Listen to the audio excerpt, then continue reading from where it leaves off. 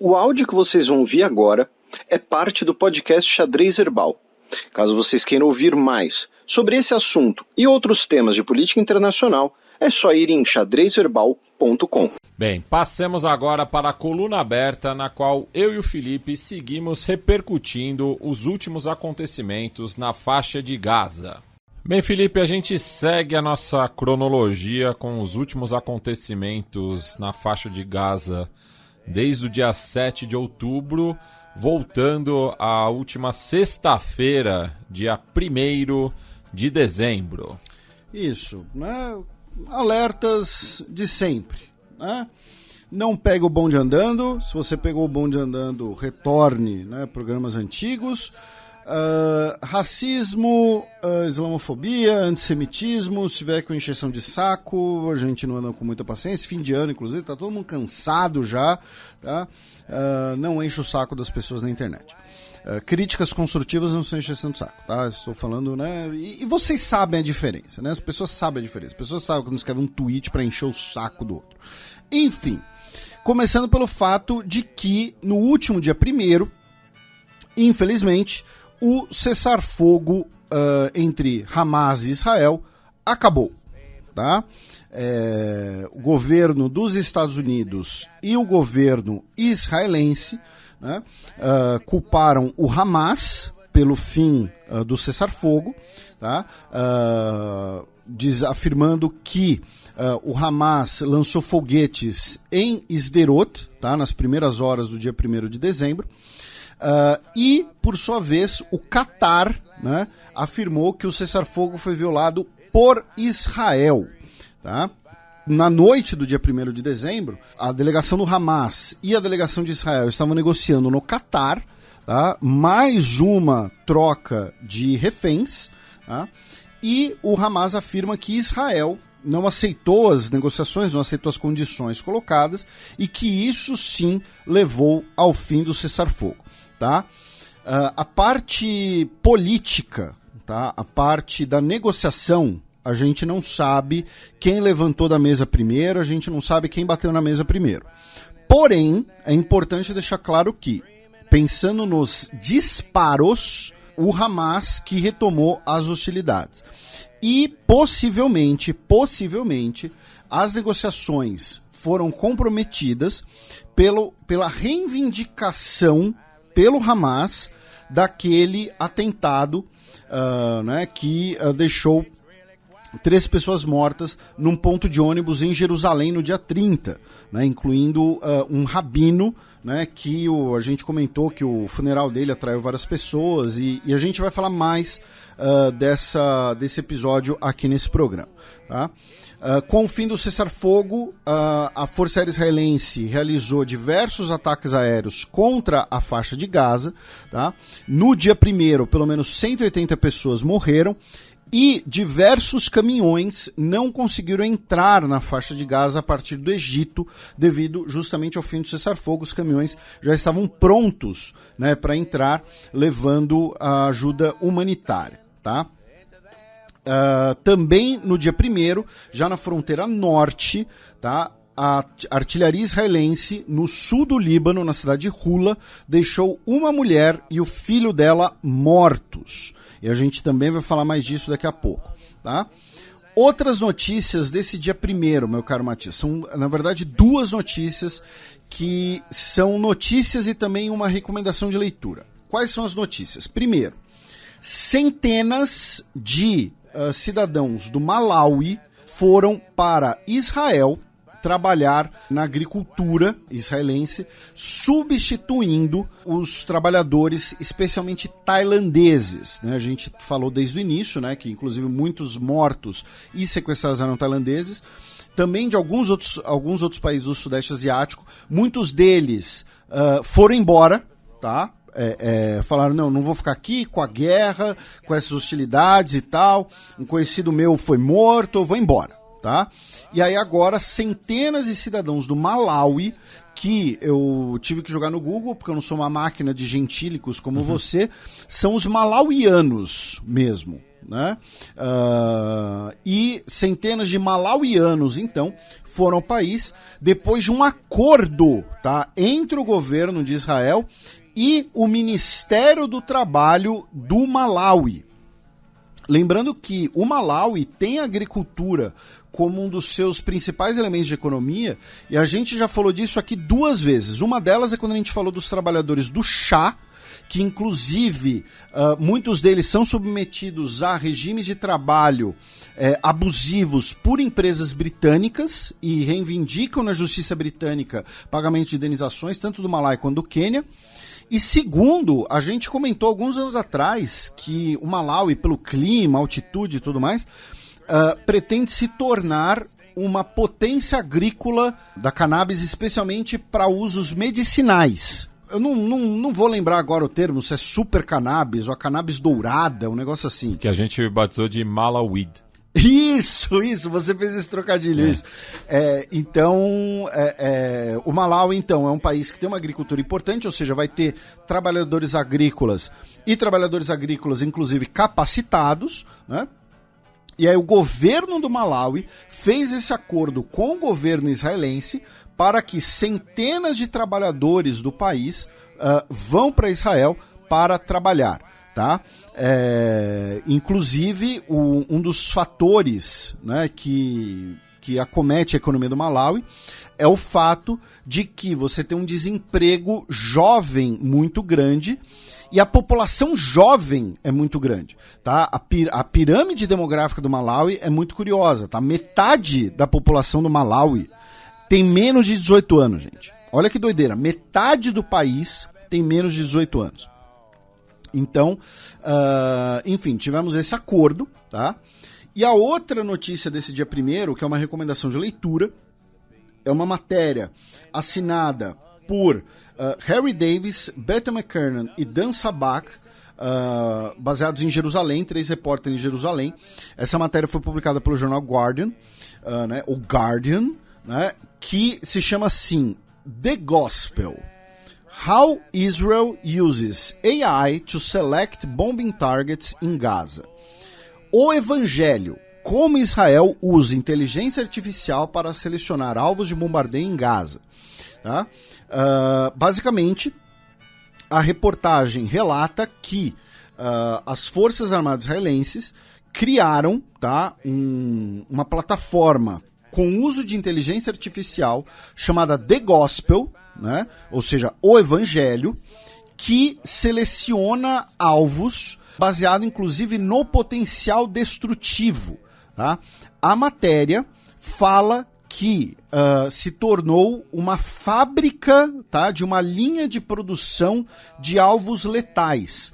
Inclusive, o fato de que a escolha desses alvos tem sido também baseada no potencial destrutivo, inclusive no impacto de baixas causadas. Baixas na perspectiva israelense, claro, para deixar isso muito claro.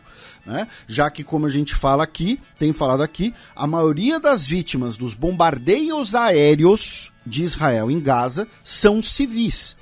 E isso faz parte do que a gente explicou no primeiro ou segundo programa dessa sequência, né, que é a doutrina da Ria.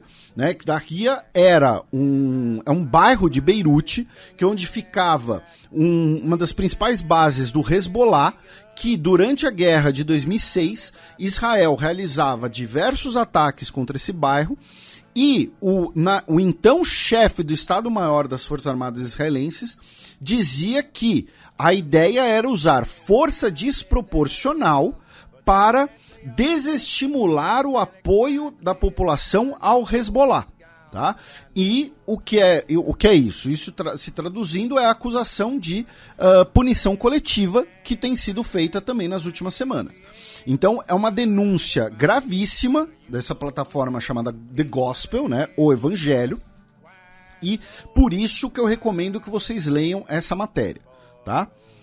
Vamos para o dia 2, onde tivemos mais, né, 190 pessoas mortas, incluindo ataques em Khan Yunis, que fica ao sul da faixa de Gaza. Tá? O chefe de ajuda humanitária da ONU, o Martin Griffiths, disse que não existia mais nenhum lugar seguro na faixa de Gaza, tá?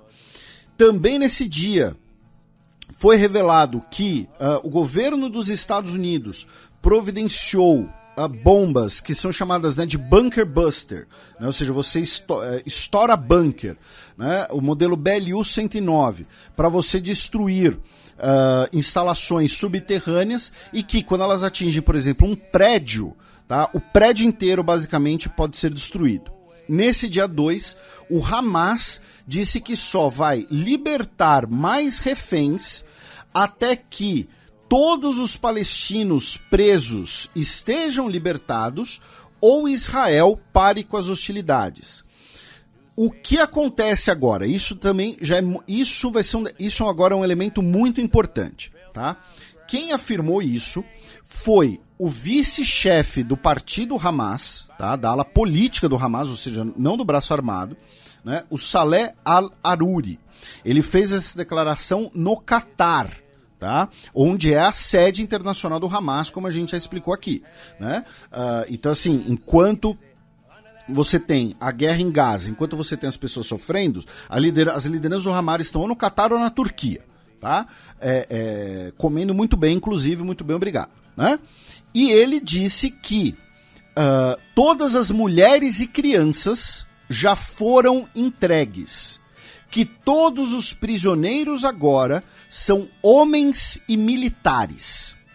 O que ele está dizendo? Olha só, essas pessoas aqui não são mais reféns, tá? Não são, isso que ele está, tá? Eu estou explicando para vocês o recado que ele quer transmitir. Essas pessoas não são mais reféns, são prisioneiros de guerra, são prisioneiros, entre aspas, na visão dele, legítimos. Tá? Então, para a gente libertar essas pessoas aqui, tá? Nós vamos exigir a libertação de mais pessoas ou condições maiores, porque não são mais mulheres e crianças. Tá? Alguns anos atrás, a gente mencionou isso no primeiro programa, um soldado israelense ficou anos, tá? Como refém em negociações para a libertação de prisioneiros palestinos. E a gente já comentou aqui sobre essas prisões administrativas também. Então, o que ele quis dizer é isso. Que, olha só, essas pessoas não são mais reféns. Tá? O que nós temos aqui são militares e homens, né, em idade militar. Então, essas pessoas aqui é outro contexto, são outro grupo. É um grupo mais valioso e é um grupo que a gente não vai abrir mão tão facilmente. E aí, meu caro Matias, nesse dia 2 de dezembro, nós tivemos uma declaração interessantíssima, tá? O secretário de Defesa dos Estados Unidos, o Lloyd Austin, tá? Ele estava falando no Fórum de Defesa Nacional Reagan, tá? Realizado na Califórnia, nos Estados Unidos. E ele disse que, no atual contexto, o centro de gravidade é a população civil. E se você não agir para proteger os civis, você vai jogá-los nos braços do inimigo, tá? You drive them into the arms of the enemy. São as palavras exatas dele. Você substitui uma vitória tática com uma derrota estratégica. Ou seja, no curto prazo, Israel vai poder dizer que saiu vencedor, que ocupou Gaza, que destruiu o Hamas e tudo mais, mas no estratégico, no longo prazo, Israel vai ter colocado a população contra si, que é o que a gente comentou já alguns programas, né? O que as pessoas podem esperar, por exemplo, dos órfãos que sobreviverem a tudo isso, e também o fato de que, isso ele abordou mais indiretamente, né? Mas o fato de que, em vários aspectos, as mortes de civis, tá? Os ataques aéreos indiscriminados, e quem fala de ataques aéreos indiscriminados não sou eu, foi o chefe de Estado-Maior de Israel, tá? Tem feito Israel perder o que se convencionou chamar ali na época do Vietnã, né? A guerra pelos corações e almas das pessoas, que é a guerra no discurso público internacional, né? Hoje, no discurso público internacional, a maioria dos países tem o quê? Criticado Israel, a maioria dos países tem criticado o apoio dos seus respectivos países a Israel. Então, por quê? Por que isso também ocorre? Pelos ataques aéreos contra a população civil. Novamente, aí a gente vai mudar, a gente vai reverter o que a gente falou sobre os ataques do Hamas no dia 7 de outubro. Naquela época a gente falou, se o Hamas tivesse ficado restrito aos quartéis israelenses, por exemplo, dificilmente você teria a condenação internacional que ocorreu. Agora é o inverso, tá? Se Israel fala, olha só, realizamos um ataque aéreo que destruiu o quartel-general do Hamas, as pessoas... dificilmente, pouquíssimas pessoas, não dificilmente, mas seria muito menor o volume de pessoas criticando, o volume de pessoas falando, isso aí tá errado. Quando você tem as imagens, né, da cidade, dos escombros da cidade de Gaza, quando você tem o número de mortes civis que você tem, né, o discurso, a opinião pública, obviamente, é influenciada por isso. Então, assim, vejam, foram palavras do Lloyd Austin, tá? Não são palavras do Felipe ou do, né, usando aqueles estereótipos, né, a Dona Maria da padaria, né, a Dona Maria que o José Serra adorava, a Dona Maria, né, quem pegou a referência pegou, mas são palavras do secretário de Defesa dos Estados Unidos. Ele está falando que se você não proteger a população civil, você transforma uma vitória tática numa derrota estratégica. Eu dei o local, inclusive, que ele falou para quem quiser conferir as palavras dele. Dia 3, meu caro Matias, tá? Nós temos o dia mais letal dos ataques aéreos dos últimos 15 dias, com 700 palestinos mortos nesse dia. No dia 3, o governo israelense afirmou que já estão contando ao menos 800 pontos de acesso à estrutura de túneis do Hamas. Tá? Que são esses pontos de acesso? São poços, são escavações, às vezes disfarçadas, né, dentro de uma casa, dentro de um celeiro, enfim, muitos acessos a esses túneis. O governo israelense também afirma que muitos acessos desses túneis estavam em prédios como mesquitas e escolas, tá? E aí a gente vai sempre repetir aqui, especialmente para quem recém-chegado, ouçam a entrevista com o nosso Jeff Nascimento, especialista em direito humanitário. Tá? O Hamas colocar uma instalação militar, por exemplo, dentro de uma escola é um crime de guerra. Israel atacar essa escola por isso é outro crime de guerra. Uma coisa não anula a outra e não justifica a outra. Tá? Você usar ambulância como escudo é um crime de guerra. Você atacar a ambulância falando tem terrorista ali dentro é outro crime de guerra. E por aí vai. Também no dia 3, meu caro Matias, o governo do Catar, né, pediu por uma investigação em crimes de guerra cometidos por Israel. E por que a gente está falando dessa declaração do Catar? Né? Porque o Catar tem sido o principal negociador. A gente já mencionou aqui que Catar, Arábia Saudita e Egito são os países chaves para essa situação. E em segundo plano, né, não chega a ser segundo plano, mas em outro grupo, Turquia e Irã. Tá? Especialmente o Irã, especialmente em relação à situação militar, que o Irã é o principal aliado militar do Hamas. O Catar é o principal aliado financeiro e político. Então, o Catar pediu por uma investigação de crimes de guerra cometidos por Israel e que, para isso, é necessário um cessar-fogo imediato. No Golfo de Aden, meu caro Matias, nós tivemos diversos ataques com mísseis, tá, realizados pelos Houthis no Mar Vermelho e no Golfo de Aden contra navios comerciais. Pelo menos 3 deles teriam sido atingidos por mísseis Houthis sem nenhuma gravidade. E um navio da Marinha dos Estados Unidos, o USS Carney, também foi alvo de um ataque, porém não houve danos. Falando da situação interna em Israel, a gente comentou o ataque terrorista no ponto de ônibus da semana passada. E uma investigação publicada nessa semana mostra que, nesse episódio, um advogado israelense chamado Yuval Kesterman, ele sacou uma arma e atirou contra os terroristas do Hamas. Quando as tropas israelenses chegaram, esse advogado, Yuval Kesterman, jogou sua arma no chão, tá? E gritou que ele era israelense e que era só checar os documentos dele, tá? E ele foi morto por um soldado israelense, tá? O soldado israelense, as forças de defesa de Israel afirmaram que vão investigar o ocorrido e tal. O soldado israelense possivelmente deve ter achado que ele era um dos terroristas, enfim.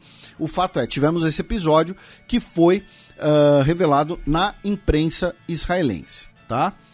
E, falando em outras notícias da região, mas ligadas, o Comando Regional dos Estados Unidos afirmou que realizou um ataque com drones em Kirkuk, no Iraque, em retaliação a disparo de foguetes contra forças dos Estados Unidos no Iraque. Tá? Como a gente vai repetir nesse programa ainda, inclusive, né, hoje a soberania iraquiana é uma fantasia, tá, gente? Né? Hoje o Iraque está completamente despedaçado e você tem os países, tanto regionais como as potências, podendo basicamente fazer o que quiser no Iraque. Depois vamos para o dia 4, meu caro Matias. Nesse dia 4, nós tivemos 5 soldados israelenses que morreram numa emboscada realizada pelo Hamas. Até o momento, são 89 militares israelenses mortos na parte terrestre em Gaza, tá? Esse número não inclui militares israelenses mortos nos ataques do 7 de outubro, tá? Desde o início da operação terrestre israelense em Gaza, foram 89 militares mortos. E, nesse dia 4, nós tivemos o início das operações militares na parte sul da faixa de Gaza, tá? Ou seja, para onde essas pessoas vão? Porque as pessoas que moravam no norte fugiram para o sul. E agora, as pessoas que estão no sul vão fugir para onde?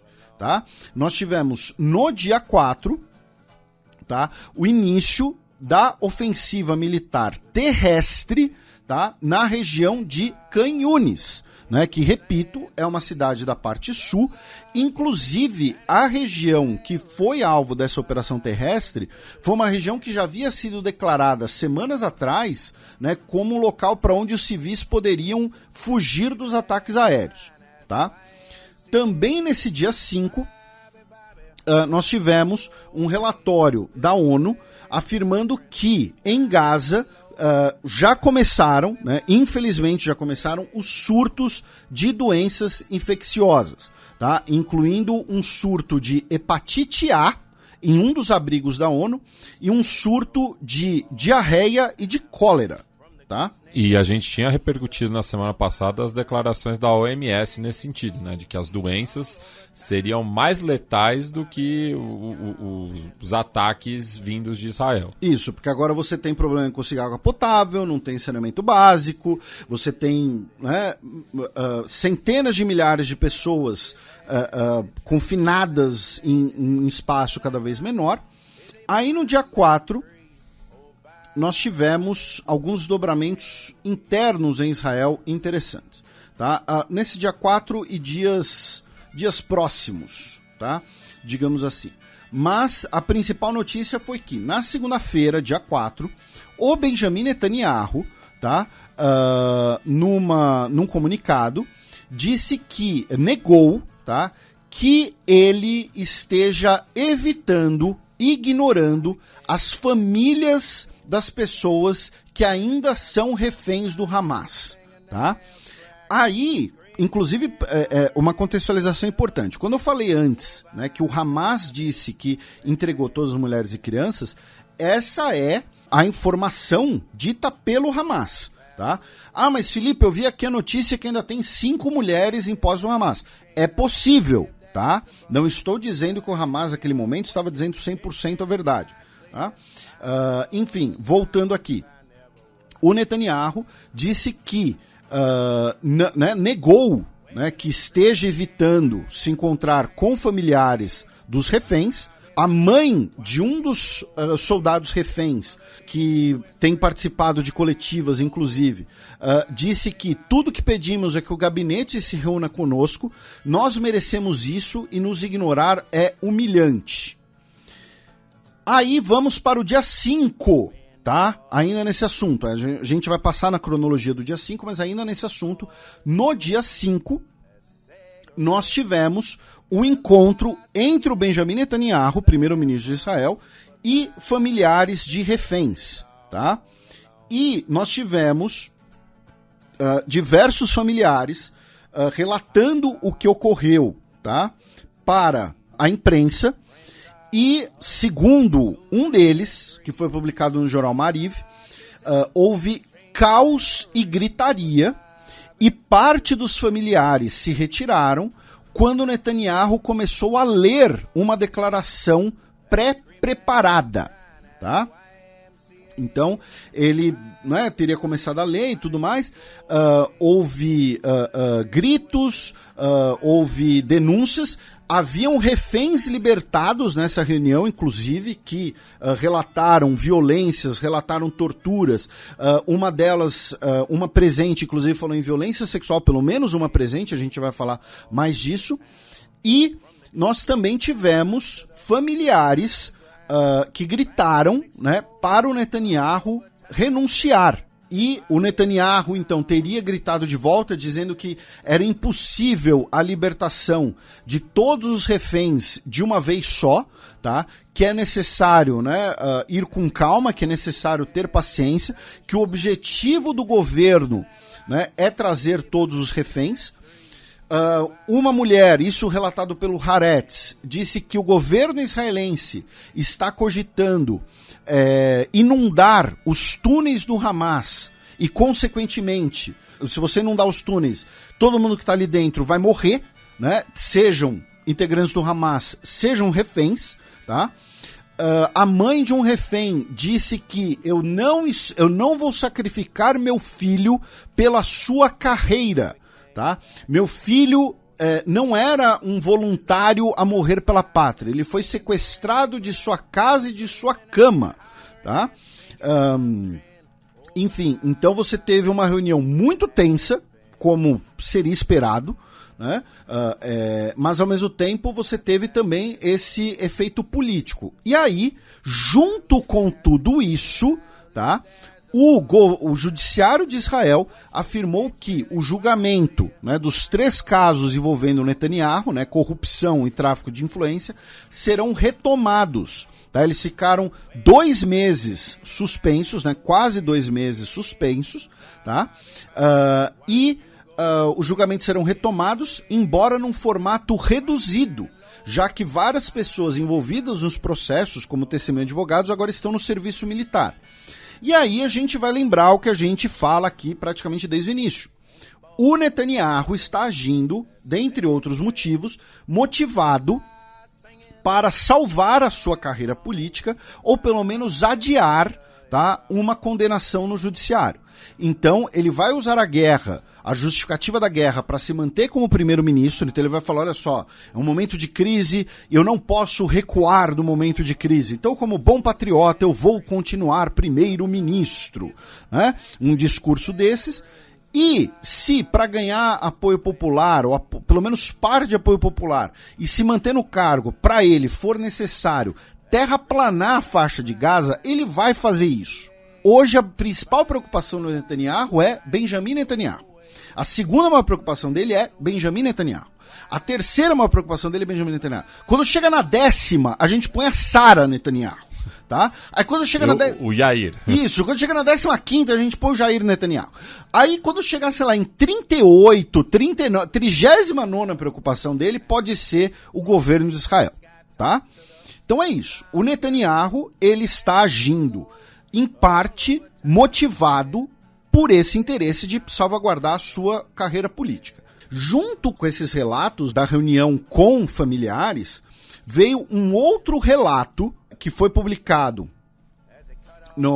foi transmitido, melhor dizendo, na Canal 12, né, que é uma das principais redes de TV de Israel, afirmando que o Netanyahu teria confidenciado, tá, durante a reunião, que não seria possível garantir o retorno de todos os reféns, tá?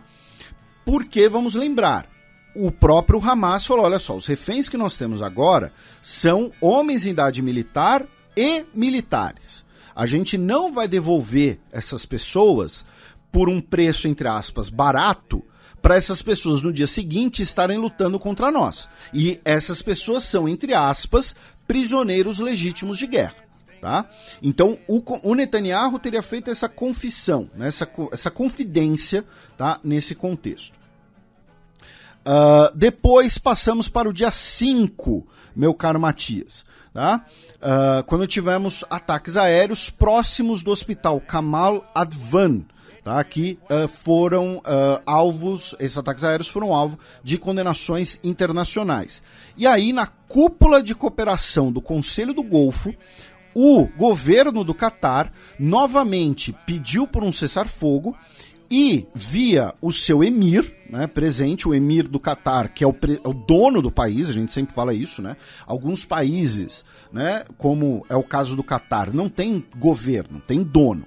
Tá? Ele disse que o que Israel faz na faixa de Gaza é um crime hediondo. Tá? Ele usou essa expressão.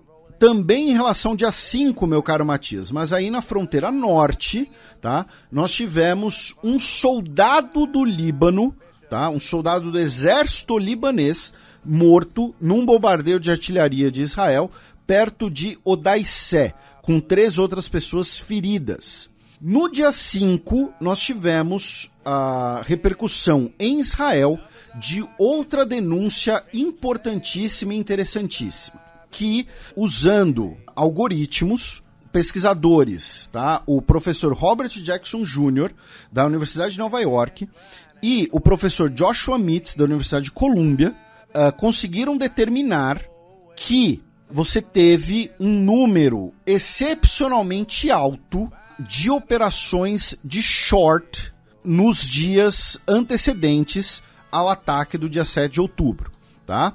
Lembrando, o que é o short? Né? Se você já viu aquele filme A Grande Aposta, sobre a crise de 2008, você sabe o que é um short. Inclusive, o nome original do filme é The Big Short. Né? O short é você fazer uma aposta contra a ação. Né? Então, normalmente, quando você pensa no mercado de ações, vou comprar ações dessa empresa, porque ela vai me pagar dividendos, isso vai ser minha aposentadoria, ou então, vou comprar ações dessa empresa porque elas vão valorizar e eu vou vender mais pra frente. O short eu vou botar dinheiro que essa empresa, essa ação vai valer menos, tá, do que vai ocorrer. E o que aconteceu? Nós tivemos várias operações de short, tá? Na véspera do 7 de outubro, e as ações caíram. Né? De fato, nós tivemos as ações caindo e então algumas pessoas, tá, ganharam milhões de dólares. Segundo o levantamento desses 2 professores, estamos falando de milhões de operações que movimentaram um volume acima da média em mais ou menos 100 milhões de dólares no total. Tá? É um relatório de 66 páginas. E a própria autoridade financeira de Israel, tá, afirmou que vai começar uma investigação. E por que isso é importantíssimo? Porque se as pessoas começaram a fazer shorts, tá, nas vésperas desse ataque, é porque você tinha informações que o ataque ocorreria. Você tinha informação circulando. Então, o que é crime. Isso, né? Isso é crime. Enfim, é um crime em todos os sentidos. Né? Legal, ético. E a gente já falou aqui, né, meu caro Matias, que o Netanyahu, né? Isso foi revelado pelo repórter, agora esqueci o nome dele, né? Que o Netanyahu rejeitou, inclusive, uma reunião com agentes da inteligência israelense, afirmando que eles estavam, né, agindo por interesse partidário em meio às manifestações contra o judiciário. Né? Também teve os vários alertas no próprio dia 7 de outubro que foram ignorados ou demoraram a serem respondidos, alertas de, por exemplo, de violação ali da cerca de segurança e tudo mais. Então é possível que você tinha pessoas da inteligência que, ou intencionalmente, né, ligaram, falaram, sei lá, o cara é da inteligência israelense e o irmão dele trabalha no mercado financeiro. Ele virou pro irmão e falou, olha, vai acontecer algo grande aí, né? Vamos fazer alguma coisa aí sobre as ações que dá pra ganhar uma grana. Ou então o cara que comentou com um amigo, falou, cara, tô preocupado porque tem um indício disso, o governo não tá fazendo nada, e a pessoa se aproveitou dessa informação. Tem várias hipóteses. O fato é, a informação de que algo ocorreria estava circulando e pessoas aproveitaram para ganhar dinheiro com isso. E isso indica ainda mais certamente a negligência do governo israelense e certamente vai também botar mais gasolina na fogueira das pessoas que já estão defendendo a tese de que o governo Netanyahu se omitiu intencionalmente.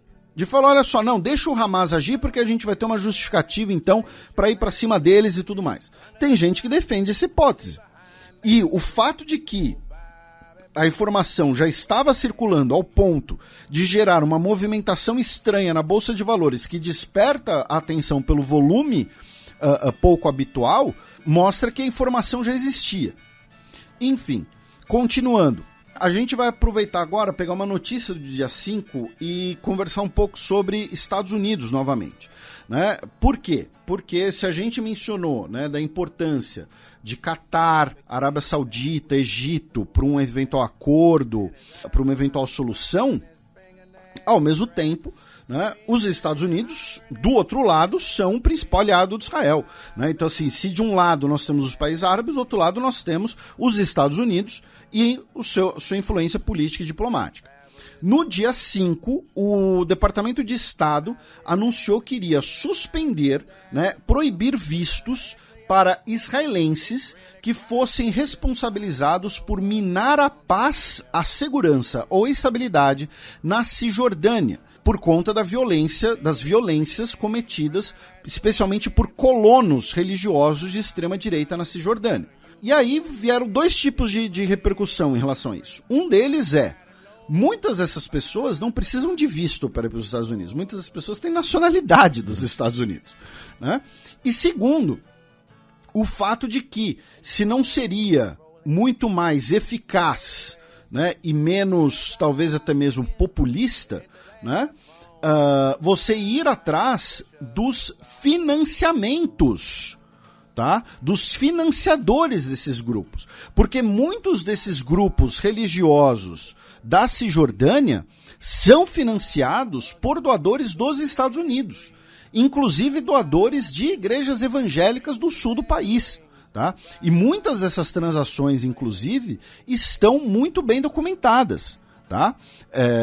Então, né, você fazer a punição individual é meio que fugir do fato de que você pode, se você quiser, cortar o financiamento de alguns desses grupos. Inclusive, por exemplo, do grupo formalmente carranista, né? Lembrando que o Meir Kahane, né, é o inspirador do Otzma Yehudit, que é o partido do Itamar Ben-Gvir, né? Mas os carranistas, eles são designados um grupo terrorista pelos Estados Unidos. Né? E mesmo assim eles recebem dinheiro de doadores dos Estados Unidos. Tá? Então, né, a repercussão foi essa. Depois nós tivemos a publicação de uma pesquisa, tá?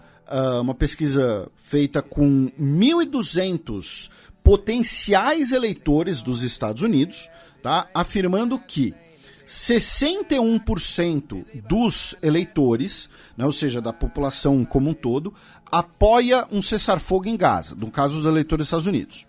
Se você destrinchar por filiação partidária, 76% das pessoas que se definem como democratas apoiam.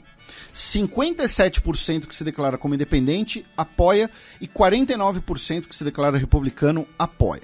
Tá? Esses 49% são divididos em dois grupos. Né? No caso, por exemplo, dos republicanos. 20% que apoiam fortemente, 29% que somewhat support, ou seja, apoia moderadamente, 10% não sabe, 14% se opõe moderadamente e 27% se opõe definitivamente. Tá? Isso dentre os republicanos. Então você tem 61% do eleitorado que, de alguma maneira, favorece um cessar-fogo, sendo que desses, o maior grupo é o dos que fortemente apoiam o cessar-fogo, tudo em 35%. E aí você tem a discussão, inclusive, sobre a democracia representativa, né? Mas você tem 11% apenas dos congressistas defendendo um cessar-fogo. Essa pesquisa, ela foi feita por um think tank que é ligado ao Partido Democrata, é importante deixar isso claro. Então você pode ter até um envezamento, né, mais progressista, não vou dizer de esquerda, né, mais progressista, mas ainda assim são números bastante substanciais, né? Então você tem uma parte razoável da população defendendo um cessar-fogo e, repito, a posição do governo dos Estados Unidos é importantíssima porque o governo dos Estados Unidos não apenas é o principal aliado econômico e político de Israel, mas também é o principal aliado militar. Vamos lembrar, o que dissuadiu o Hezbollah de agir é a presença de 2 porta-aviões dos Estados Unidos ali. Os Estados Unidos mandou munição emergencial para Israel. E também nos Estados Unidos, nós temos agora a repercussão do fato de que o Congresso dos Estados Unidos, a Câmara dos Deputados dos Estados Unidos, melhor dizendo, realizou uma audiência sobre antissemitismo, tá? E nós tivemos a presença de 3 presidências, né, das principais universidades dos Estados Unidos. E aí estiveram presentes a presidente da Universidade da Pensilvânia, a Liz Magill, a presidente de Harvard, Claudine Gay, e a presidente do MIT, né, o Massachusetts Institute of Technology, a Sally Kornbluth, né, que são universidades, inclusive, da Ivy League, né, o grupo mais prestigiado. Tradicional, de universidades dos Estados Unidos. Né? Foram horas de audiência, tá? E nós tivemos perguntas como, por exemplo, se um aluno se manifestar pelo genocídio dos judeus, se isso violaria o código de conduta de cada faculdade, tá? E elas responderam dizendo que dependeriam do contexto e que declarações públicas não podem ser censuradas, apenas se elas fossem dirigidas a um indivíduo. Né? Então, dando um exemplo hipotético, tá? Um aluno de uma dessas 3 universidades vira para um aluno judeu e fala: você deveria ser exterminado. Isso seria uma violação do código de conduta. Se ele falar judeus devem ser exterminados, isso não seria uma violação, dependendo do contexto. E óbvio, foram respostas absolutamente péssimas, né? Respostas desastrosas, tá? Absolutamente condenáveis e que geraram uma repercussão negativa por motivos óbvios. Tá? A presidente da Universidade de Harvard, a Claudine Gay, hoje ela já pediu desculpas, tá? Sobre isso. Ela disse que ela acabou se deixou levar ali pelo heated exchange, ou seja, pela troca quente de palavras, né? Então pelo bate-boca, né? Digamos assim, com os deputados e tudo mais, e que um discurso que defenda o genocídio, a violência contra qualquer comunidade não tem lugar em Harvard e não pode ser tolerado, né? Never go unchallenged. Tá? Foram as palavras dela hoje. Se as outras 2 presidentes se retrataram também, eu não sei, tá? Ainda não vi. Também teve o fato de que algumas pessoas ricos, milionários e tal, disseram que retirariam os seus endowments, né? Retirariam os seus financiamentos, as suas doações a essas universidades. Né? Também tem essa questão. Tá? O rabino, tá, que estava presente no Comitê de Antissemitismo de Harvard, se retirou, tá, renunciou ao posto, o rabino David Volpe, tá, ele disse que os eventos no campus e o dolorosamente inadequado testemunho reforçaram a ideia de que eu não posso fazer a diferença que eu esperava, tá, e por isso se retirou. Então nós temos uma discussão agora muito forte nos Estados Unidos, né, sobre também antissemitismo motivado por essa reação negativa aos ataques, especialmente ataques aéreos de Israel contra o território da faixa de Gaza e também as ações na Cisjordânia, tá? E aí vamos lembrar, tá? Antissemitismo e antisionismo não são sinônimos, tá? Inclusive você tem um grupo muito bizarro de pessoas, né, que são os sionistas antissemitas, né? Que o exemplo mais claro histórico são uma ala do partido nazista, que falavam, tem que criar o Estado dos judeus para a gente tirar eles daqui, né? Então eles eram sionistas antissemitas, tá? E claro, isso daqui a gente está fazendo um comentário que está durando um minuto sobre esse assunto, a gente obviamente não vai esgotar isso aqui. E hoje... E assim, a gente sempre reitera aqui no programa também que a questão do antissemitismo no conflito, especificamente Israel-Palestina, não faz sentido. Por uma questão semântica. Por uma questão semântica.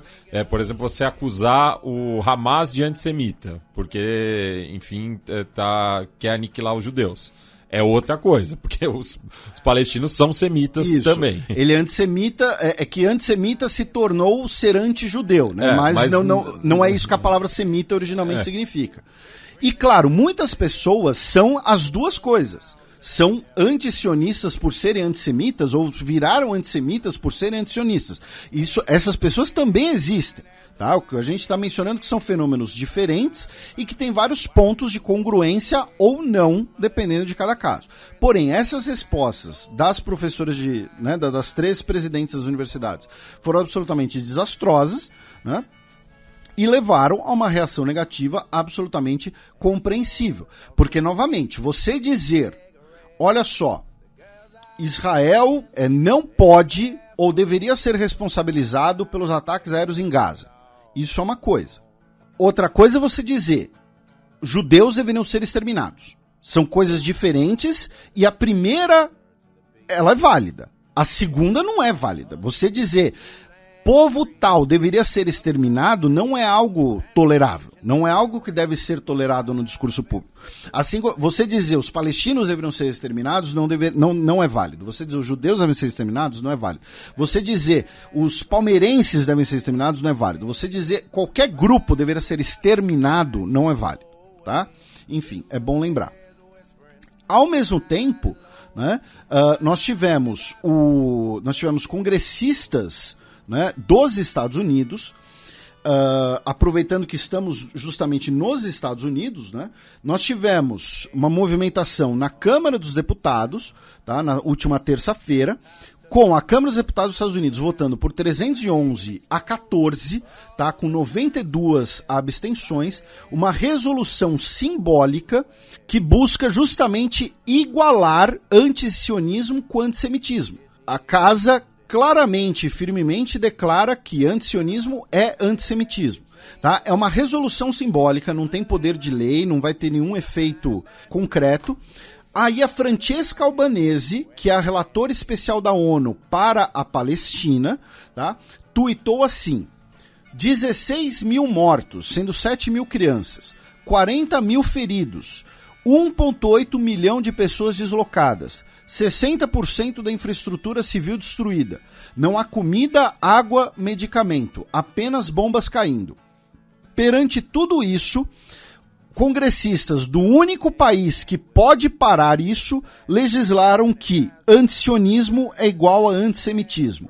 Isso parece uma realidade alternativa. Tá? Foram as palavras da Francesca Albanese, relatora especial da ONU para a Palestina. Nesse dia 5, para fechar o dia 5, meu caro Matias, o governo brasileiro publicou uma lista de 102 pessoas, tá, que o governo brasileiro está interessado em retirar da faixa de Gaza. Tá? Aí alguém pode virar e falar assim, poxa, mas o Brasil não já retirou os brasileiros que estavam na faixa de Gaza? O Brasil retirou os primeiros brasileiros que pediram para sair, especialmente os que viviam no norte. Agora envolve pessoas que vivem no sul e também parentes, tá, de pessoas que têm cidadania brasileira. Então, não necessariamente são todos brasileiros.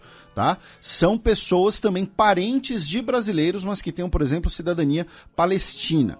Tá? Então isso ainda vai ser negociado. Passemos para o dia 6. E aí vem eu vou citar uma matéria desse dia, né, do Times of Israel, que é um jornal israelense à direita. E aí, enquanto durante muito tempo, né, teve até ouvinte nosso, né, que, assim, no seu direito, falando: vocês estão repetindo o número de vítimas, mas esse número é o número do Hamas. Né, esse foi o discurso adotado, inclusive, pelo pessoal da Hasbará. Bem lembrado, eu vou aproveitar aqui, meu caro Matias, aproveitar. Tem uma palavrinha em hebraico, gente, que todo mundo deveria aprender nesse atual contexto. Eu não lembro se a gente já falou dela ou não. É a palavra Hasbará. Eu aprendi sobre essa palavra em 2016, justamente quando eu estava lá. Né? Hasbará, traduzindo literalmente, seria algo como explicação. Tá? Explicação / justificativa. Né? Em Israel, Hasbará ganhou o contorno da diplomacia pública. Né? Ou seja, a diplomacia feita com organizações da sociedade civil, feita via intelectuais, jornalistas e tudo mais. Mas Hasbará é, na prática, uma propaganda indireta. Tá? É você, em vez de você ter a fonte ser o Estado de Israel, a fonte vai ser, por exemplo, um intelectual próximo ao Estado de Israel. E você tem as organizações que fazem Hasbará, que, repito, é uma propaganda indireta. Propaganda todo Estado faz, todo grupo político faz, tá? Tem gente que consome propaganda sem saber, tem gente que consome deliberadamente, enfim, tem vários, tá? Propaganda política, né? Lembrando, propaganda no sentido político não é a mesma coisa que propaganda de um comercial de carro.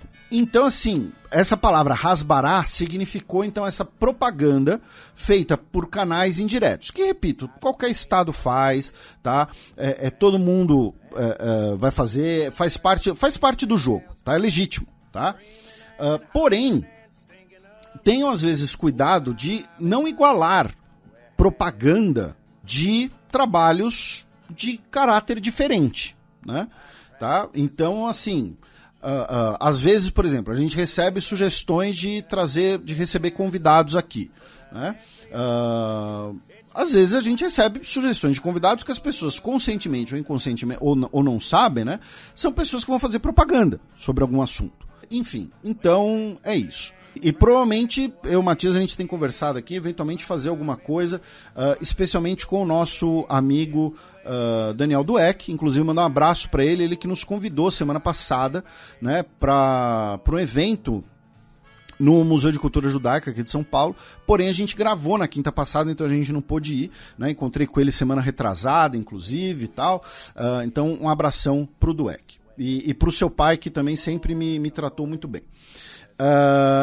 Feito esse parênteses, meu caro Matias, no dia 6, nós tivemos uma matéria publicada no Times of Israel que afirma que as fontes das forças de defesa de Israel acreditam que os números de mortes anunciados pelo Hamas é preciso, tá?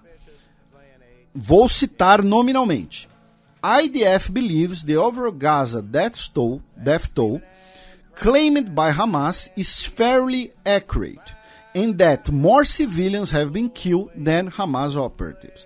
Ou seja, as forças de defesa de Israel acreditam que o número de mortes em geral em Gaza, reivindicado pelo Hamas, é relativamente preciso e que mais civis foram mortos do que integrantes do Hamas. Tá? Então, quando o próprio Joe Biden falou isso, né? Às vezes é o número do Hamas, não acredito. Então agora a gente tem uma elucidação sobre isso, né? Ainda no dia 6, aí eu vou dar uma sugestão de leitura, tá? Outra sugestão de leitura, tá? A matéria Military Briefing, The Israeli Bombs Raining on Gaza. Tá? É uma matéria assinada por John Paul Rathbone no Financial Times, que passa longe, muito longe de ser um veículo de mídia de esquerda, né?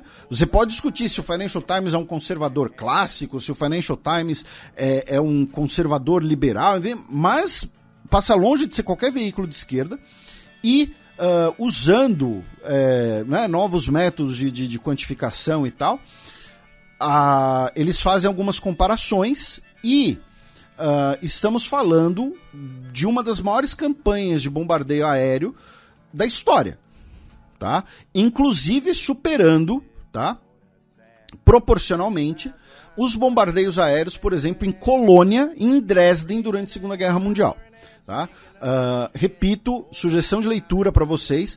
A matéria aparentemente está aberta, tá? Porque o paywall do Financial Times é sempre bem chatinho de burlar. Não que eu já tenha feito isso, tá? Deixando muito claro, nunca fiz isso, tá? Financial Times, nunca fiz isso. Mas enfim, fica a sugestão de leitura. No dia 6, a Al Jazeera, a rede Al Jazeera, que é a rede estatal do Catar, emitiu uma nota oficial condenando um ataque aéreo de Israel, porque 22 familiares de um correspondente da Al Jazeera foram mortos em um ataque aéreo. Tá? A Al Jazeera, inclusive, insinua que eles teriam sido o alvo por serem familiares desse correspondente da Al Jazeera, chamado Mohammed al-Sharafi. E ainda envolvendo mortes de jornalistas, né, também tivemos a confirmação da morte de um produtor da CNN, o Ibrahim Dahman, né, que é egípcio de nascimento, mas tinha cidadania estadunidense também, um caso que repercutiu bastante nos Estados Unidos, justamente pela inércia da gestão Biden em relação à morte desse nacional. Aí, meu caro Matias, no dia 6, o Unicef, né, o Fundo das Nações Unidas para a Infância, pediu, tá, por uma investigação aprofundada de atos de violência sexual cometidos pelo Hamas no dia 7 de outubro. Tá? Abro aspas para a diretora executiva Catherine Russell.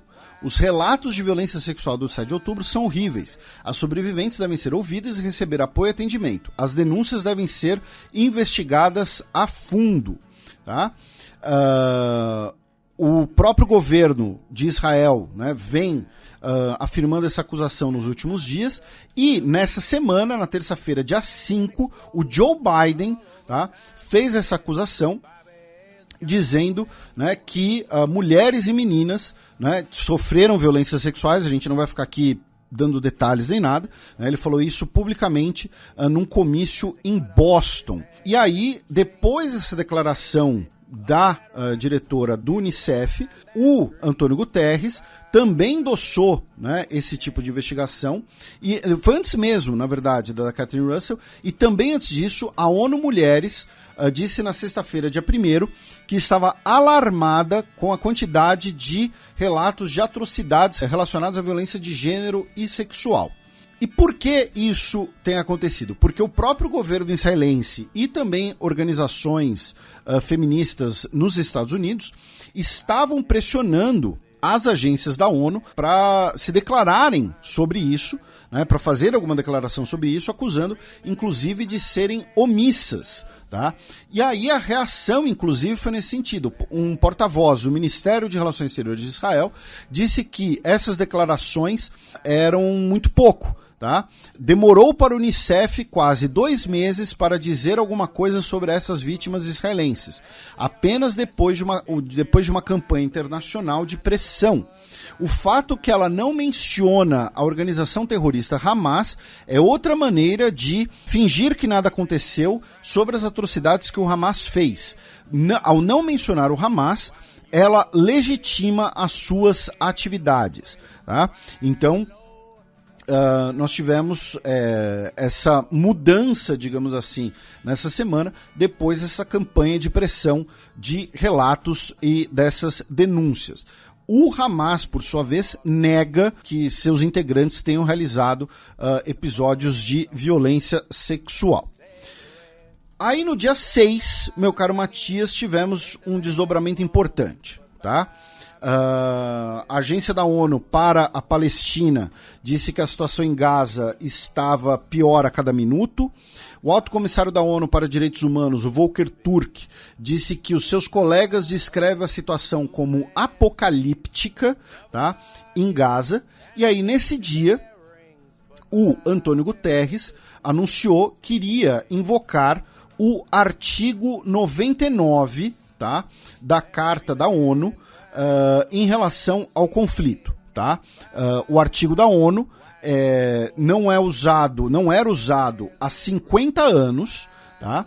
E para que serve o artigo 99? O Conselho de Segurança da ONU, gente, é o principal órgão da ONU, é o único órgão que tem autoridade para decisões vinculantes, né, e para o uso da força, né, decisões vinculantes como sanções, né, decisões vinculantes que usem, né, a coerção, digamos assim. E o Conselho de Segurança da ONU vai debater os temas que são trazidos pelos países, tá, pelos estados da ONU. O artigo 99 permite que o secretário-geral da ONU, tá, possa apresentar ao Conselho de Segurança as suas pautas, né, as suas preocupações e propor, inclusive, uma resolução. A última vez que ele havia sido invocado foi em 1971, durante a Guerra de Bangladesh, quando as tropas do Paquistão estavam cometendo um genocídio contra os Bengali, tá? Então, o Antônio Guterres falou, olha só, eu vou trazer o assunto, né, para o Conselho de Segurança da ONU, baseado no artigo 99. Por que ele afirma isso? Porque o artigo 99, basicamente, obriga o Conselho de Segurança a ouvi-lo. O secretário-geral da ONU pode trazer assuntos para o Conselho de Segurança da ONU, mas sem essa obrigação. Tá? O próprio Antônio Guterres foi quem trouxe, por exemplo, para o Conselho de Segurança da ONU, o tema do genocídio em Mianmar, em 2017, o genocídio Rohingya. Tá? Mas é aquela coisa, ele traz o assunto, o Conselho de Segurança da ONU pode virar e falar, muito obrigado, senhor secretário-geral, aplaude e tal, e agora os gols da rodada, né? Ignorar ele completamente. Ao falar, eu vou invocar o artigo 99, ele meio que está falando, olha só, eu vou falar e se vocês não me ouvirem, eu vou obrigar a ser ouvido, tá? E isso é muito importante. Vamos deixar assim por enquanto. Ainda no dia 6, as Forças Armadas de Israel afirmaram que é necessário que a Cruz Vermelha tenha acesso aos reféns que ainda estão sob custódia do Hamas, tá? Também no dia 6, nós tivemos a rede saudita Al Arábia afirmando que a casa do líder do Hamas na faixa de Gaza, né, em Khan Yunis, está completamente cercada por tropas israelenses. E em relação ao norte, né, alguns minutos atrás, nós falamos de um soldado do exército do Líbano que morreu num bombardeio de artilharia israelense. No dia 6, o governo de Israel lamentou o ocorrido e pediu oficialmente desculpas por ter matado um soldado do exército libanês. Tá? Então tivemos esse pedido de desculpas e o próprio Times of Israel noticiou assim: IDF pronuncia raro pedido de desculpas após ataque matar soldado libanês. Depois vamos para o dia 7, tá? A Anistia Internacional nesse dia publicou um relatório avaliando o uso de munições de origem dos Estados Unidos utilizadas em ataques aéreos israelenses. Nesse dia, o procurador-chefe do Tribunal Penal Internacional, o Karim Khan, afirmou que é necessário que a ajuda humanitária possa entrar em Gaza e que intencionalmente impedir que a ajuda humanitária chegue a civis pode constituir um crime de guerra. Tá? Também no dia 7, o ministro de Relações Exteriores de Israel, Eli Cohen, revogou, tá, o visto de residência da coordenadora humanitária da ONU, a Lynn Hastings, depois que ela disse que não existe lugar seguro em Gaza. E aí, também nesse dia 7, nós tivemos o anúncio pelas igrejas cristãs palestinas do cancelamento das festividades de Natal, tá, esse ano. E a Igreja Luterana de Belém, tá, Belém na Palestina, instalou um presépio em que você tem um bebê Jesus, né, com um lenço palestino e em meio a escombros. Tá? É um presépio feito com escombros. Repito, foi a Igreja Luterana de Belém. E nesse dia 7, meu caro Matias, nós tivemos também outras imagens bastante fortes.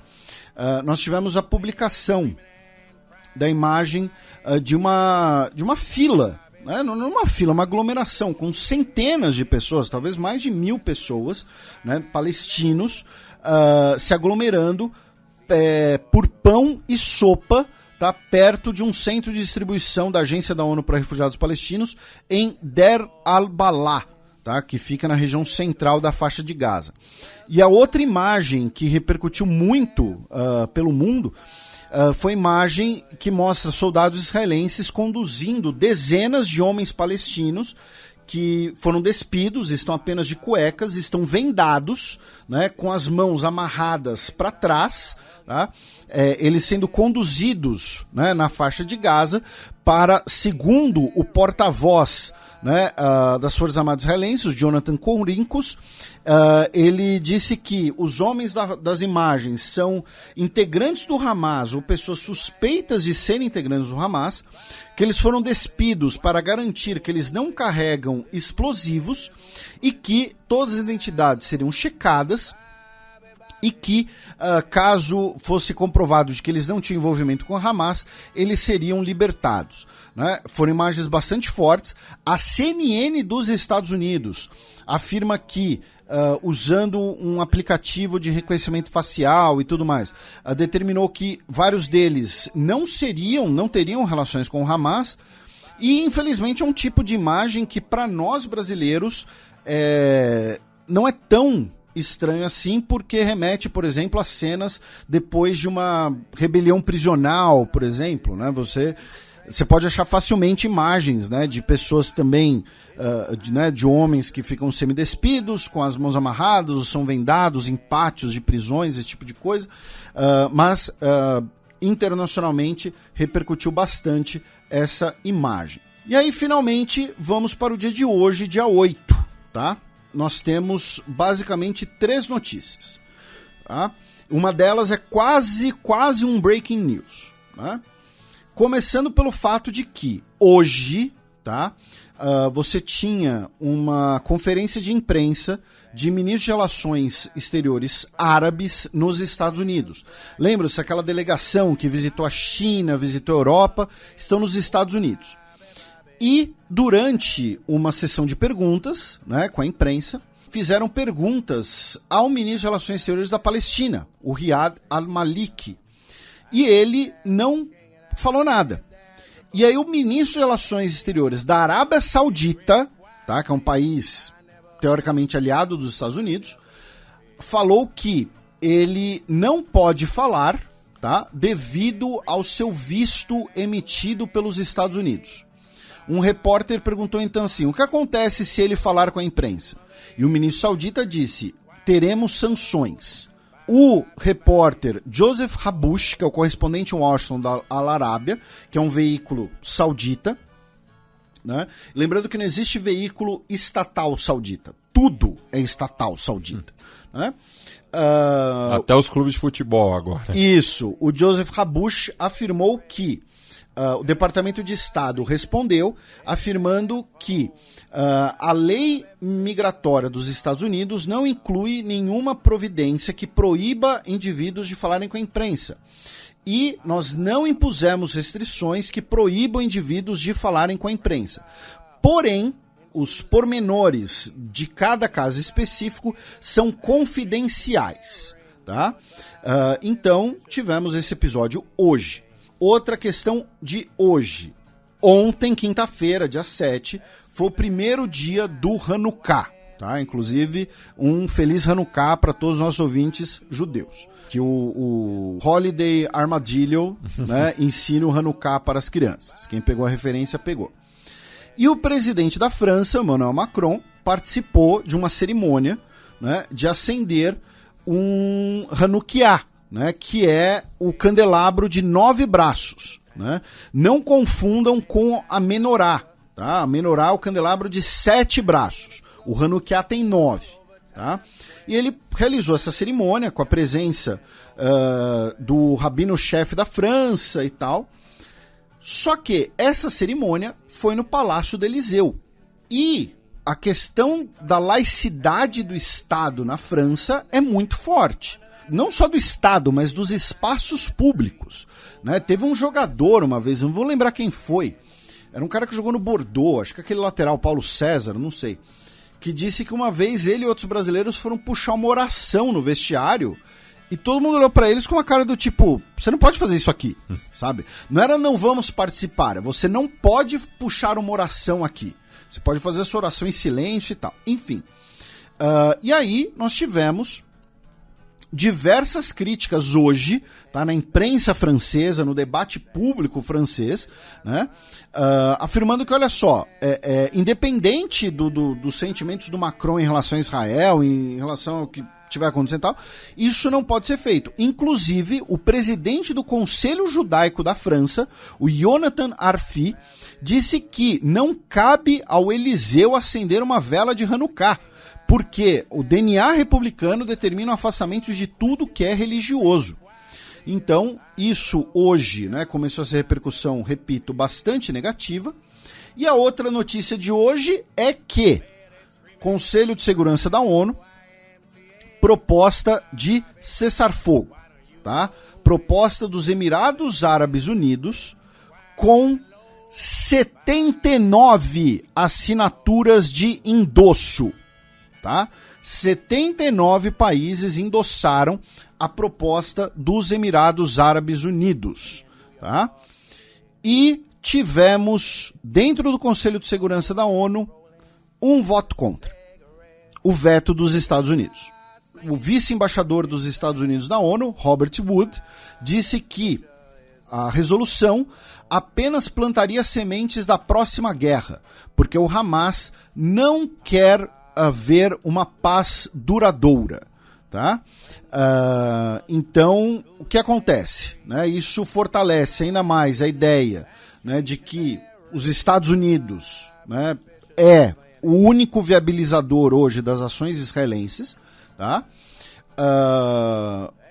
Israel, por sua vez, disse que a única paz possível é a eliminação do Hamas, só que aí vamos lembrar, né, os meandros do discurso, que outro dia o ministro da Defesa, o Yoav Gallant, disse que não havia pessoas na faixa de Gaza que não eram apoiadores do Hamas. Então, quando eles falam eliminar o Hamas, o que eles querem dizer com eliminar o Hamas, né? E o Brasil, no seu discurso no Conselho de Segurança, alertou que a demora para uma resolução aumenta o risco, né, de deslegitimação do Conselho de Segurança da ONU. Então vejo que foi uma semana, embora, né, comparado com as primeiras, pode ter parecido menos, com menos eventos, né, mas ainda assim foi uma semana bastante dramática, com diversas pautas importantes, né? E vamos lembrar, estamos falando aqui especialmente das ações dos bombardeios aéreos que afetam a população civil, especialmente no território da faixa de Gaza, né? Então, antes que alguém fale, vocês estão sendo, por exemplo, né, aquela questão, vocês estão sendo antissemitas, alguma coisa assim. Ou então, outro dia, alguém disse que a gente estava sendo, sei lá, unilateral, alguma coisa assim, sendo que, todo respeito, isso não é verdade. A gente traz o máximo de informações possíveis, tá? O roteiro só dessa parte, tá, gente, tem 10 páginas. Enfim, então é isso.